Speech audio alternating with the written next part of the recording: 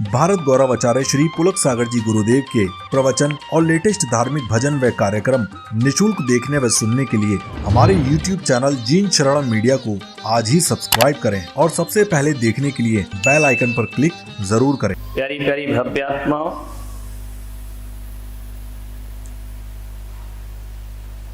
व्यक्ति दुनिया में अकेला ही आता है और जब इस दुनिया से जाता है तो अकेला ही जाता है। इस आने और जाने के सफर में अपनी नई मंजिल की तरफ बढ़ने में मृत्यु के बाद की यात्रा करने से पहले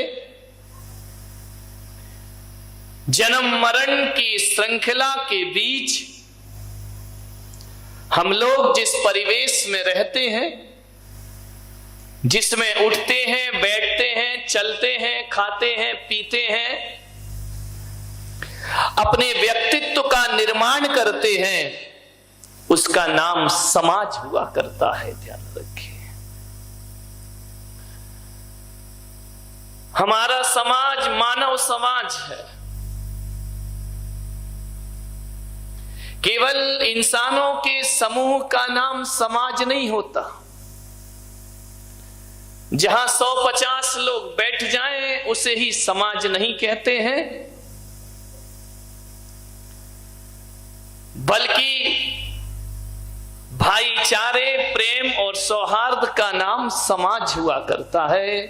कुछ ईंट पत्थरों को इकट्ठा करने से मकान नहीं बन जाता है। उन ईंट पत्थरों को सुनियोजित तरीके से व्यवस्थित जो जमाना जानता है, ऐसा कोई कलाकार ही मकान का निर्माण किया करता है। और जो हमारे परिवार के, समाज के रिश्तों को व्यवस्थित रखना जानता है, जो हमारे आत्मीयता के संबंधों को जोड़ना जानता है, एक बात याद रखना, जब ईंट से ईंट जुड़ती है तो मकान बनता है, रिश्ते से रिश्ते जुड़ते हैं तो परिवार बनता है, और दिल से दिल जुड़ते हैं तो समाज का निर्माण हो जाया करता है। भाई, इतना इस ध्यान रखना अपने जीवन में, जब दो अचेतन वस्तुएं जुड़ती हैं तो कोई ना कोई आकार जरूर बना करता है। हम तो चेतन लोग हैं, यदि हम आपस में जुड़ जाएं तो एक आदर्श समाज की स्थापना हो जाए। आओ आज बैठकर एक आदर्श समाज की स्थापना करें।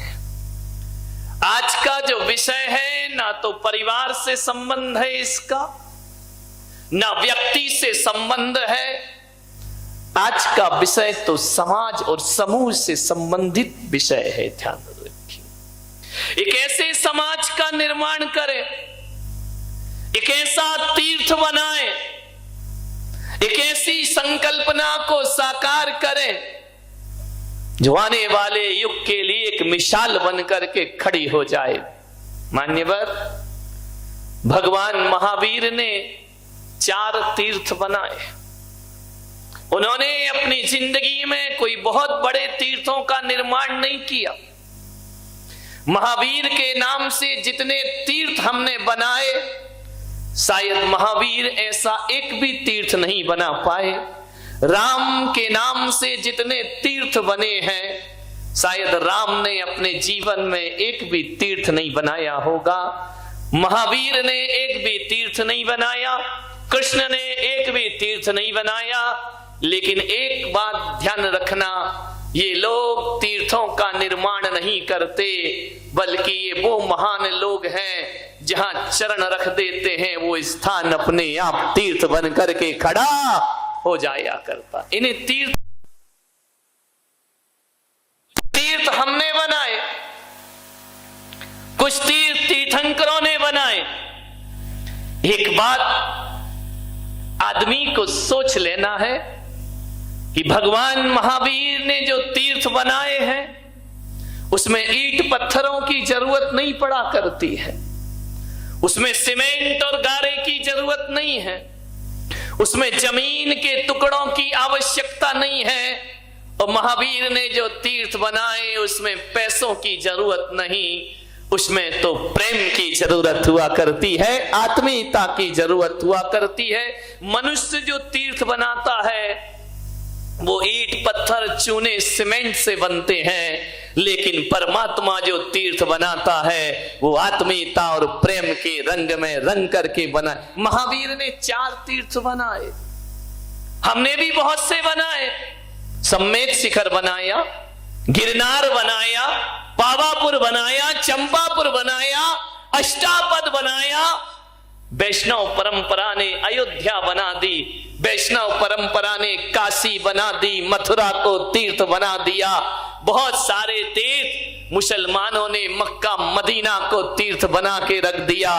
लेकिन मैं आपसे कहता हूं, मेरे भगवान ने भी एक तीर्थ का निर्माण किया है, और उन्होंने एक ही तीर्थ नहीं बनाए, उन्होंने 4 शाश्वत तीर्थों का निर्माण किया है। और वो 4 शाश्वत तीर्थ यदि महावीर के बनाए हुए हैं तो ईंट पत्थरों से नहीं बने मेरे भाई। वह तीर्थ यदि बने हैं तो मुनि आर्य का, श्रावक श्राविका, ये महावीर के बनाए हुए 4 शाश्वत तीर्थ हैं।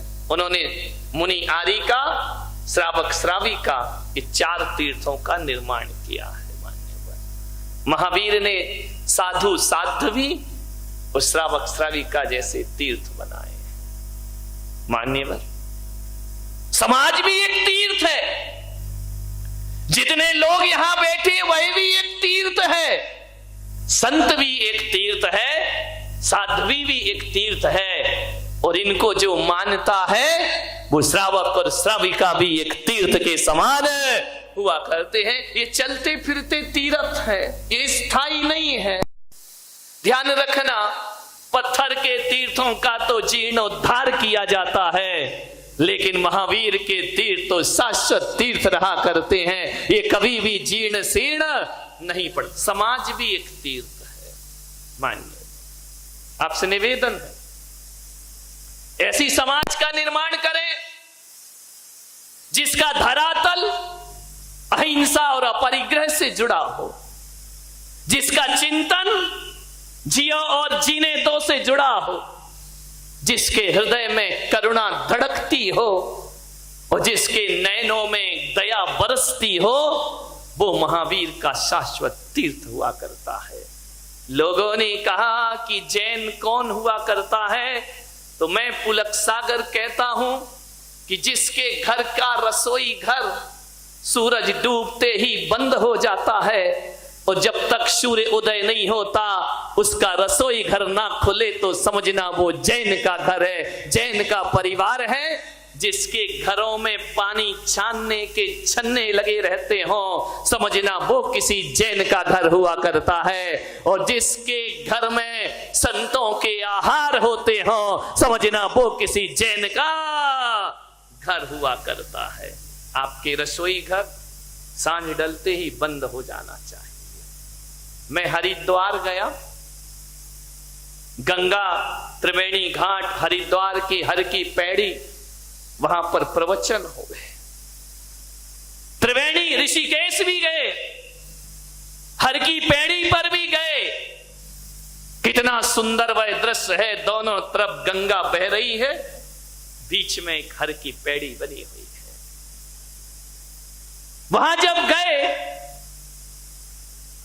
तो लोगों ने कहा कि महाराज क्या आप गंगा स्नान नहीं करेंगे? दिगंबर संत तो करता ही नहीं। वहां के महंत ने पूछा कि क्या जैन लोग गंगा को नहीं मानते हैं? क्या जैन लोग सूरज को नहीं मानते हैं? क्या सूर्य को अर्घ नहीं चढ़ाते जैनी लोग? मैंने कहा चढ़ाते हैं। तो बोले गंगा को नहीं मानते? मैंने कहा मानते हैं। तो बोले आप स्नान क्यों नहीं कर रहे हैं? आप सूर्य को अर्घ क्यों नहीं चढ़ा रहे? मैंने कहा इतना सामंजस्य रखो अपने बीच में। जैन भी सूर्य को मानता है, जैन भी गंगा को मानता है। फर्क थोड़ा सा इतना सा हो जाता है कि हमारे मानने के तरीके अलग हैं और तुम्हारे मानने के तरीके थोड़े से अलग हुआ करते हैं। जैन दर्शन में, जैन साहित्यों में लिखा हुआ है, गंगा जब गंगोत्री से निकलती है, उद्गम होता है, उस गंगा का वर्णन किया है। वह गौमुख में प्रवेश करके अकृत्रिम चैत्यालय के जिनराज की वंदना करती है। वह अकृत्रिम चैत्यालय में भगवान के ऊपर से जब गंगा जमीन पर आती है तो एक बात ध्यान रखना, जो जल हमारे तीर्थंकरों के ऊपर से गुजरता है, जैनी उसे जल नहीं गंधोदक मान के पूजा करते हैं। और एक बात याद रखिए कि जिसको जैन गंधोदक मान लेते हैं, जैन उस पर पैर नहीं रखते, बल्कि ऐसी गंगा को माथे पे सजा के रखा करते हैं, उसमें स्नान, क्योंकि स्नान करेंगे तो गंगा में पैर पड़ेगा। हम गंगा को इतना महान मानते हैं कि उसे अपने सिर पर रख करके घूमा। उन्होंने कहा आप सूर्य को अर्घ नहीं चढ़ाते हैं? मैंने कहा चढ़ाते हैं। तो बोले हमने तो किसी जैन को अर्घ चढ़ाते नहीं देखा। मैंने कहा हमारी स्टाइल अलग है, बस ध्यान रखें, स्टाइल का मामला है। सूर्य को तो हम भी अर्घ चढ़ाते। हमने कहा तुम क्या करते हो? बोले हम गंगा में प्रवेश करते हैं, नहाते हैं और जल लेकर के सूर्य को अर्घ तर्पण करते हैं। मैंने कहा ये भी कोई पूजा हुई भाई? गंगा का जल लिया और गंगा में ही चढ़ा दिया। अरे इतनी ईमानदारी तो रखते कि अपने घर से एक लोटा पानी तो लेकर आते। लेकिन चलो वो उनकी परंपरा है, मैं उसका हृदय से सम्मान करता हूं, मैं कोई उन पे कटाक्ष नहीं कर रहा हूं, ध्यान रखना। मैं उनकी भावनाओं की कद्र करता हूं। लेकिन जैनों की जो भावनाएं हैं, जैन सूर्य में जिनेंद्र भगवान के दर्शन किया करता है और हम सूर्य से इतना सम्मान, इतनी पूजा, इतना बहुमान करते हैं कि जब हमारा सूर्य अस्त हो जाता है तो जैन खाना पीना छोड़ देते हैं। ये सूर्य की बहुत बड़ी वंदना हुआ करती है। और जब तक सूर्य नारायण नहीं आ जाते हैं तब तक जैन अपने मुख में भोजन नहीं। ये सूर्य की वंदना है, तरीके अलग अलग हैं, बात वही है, ध्यान रखिए। हमारा प्रेमी, हमारा परमात्मा हमसे बिछड़ जाए और हम खाना खाते रहें, ऐसा कैसे हो सकता है? जैन लोग सूर्य के बिछड़ने के बाद अन्न जल का त्याग कर दिया करते हैं। मैं जैनों की बात कर रहा हूं,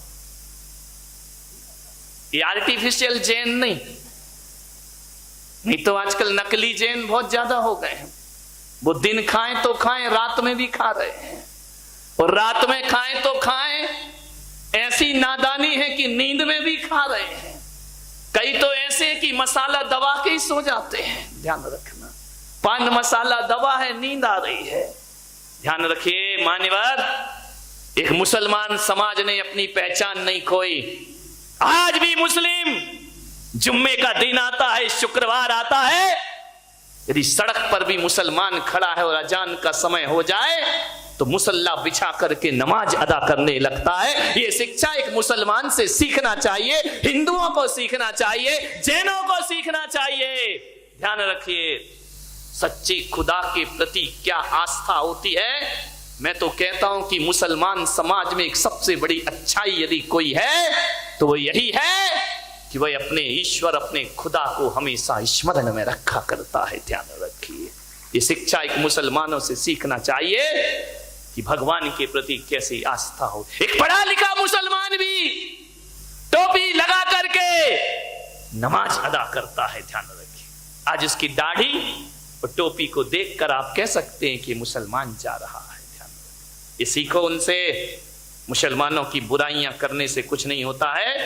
एक कौम दूसरे कौम की बुराई करे तो इससे कोई आप आदर्श व्यक्ति नहीं बन जाते हैं। मैं तो कहता हूं जिस कौम के पास जो अच्छाई हो उसका वर्णन होना चाहिए, उसका सम्मान होना चाहिए। क्या आस्थाएं हैं उनकी, विचार करिए।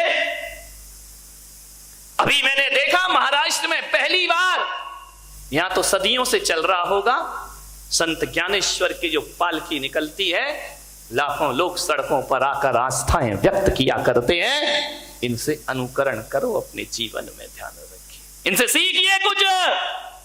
यदि सेवा सीखना है, कैसे सच्चे हृदय से सेवा की जाती है, तो ईसाई कौम से सीखो कि सेवा कैसे की जाती है। निस्वार्थ भाव से मदर टेरेसा कोढ़ियों की गलित कुष्ठ की उंगलियों में अपने हाथ से मलहम पट्टी किया करती थी। और मान्यवर, हम तो ऐसे महान कौम के लोग हैं कि किसी के जख्म को देखकर हमें घृणा पैदा होती है।